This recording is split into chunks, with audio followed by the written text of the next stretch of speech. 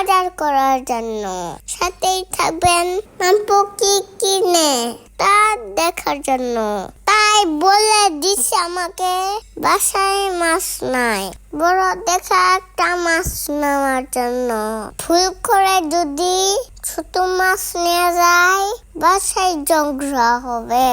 ঝগড়ার দরকার নাই বাবা, আমি আমার বড় মাছ নিয়ে বাসায় যাই। মাছ কিনে ওজন দিলাম। ওজন দিতে দিতে জাতীয় মাছ পাঙ্গাস ফালাফালি শুরু করে দিছে।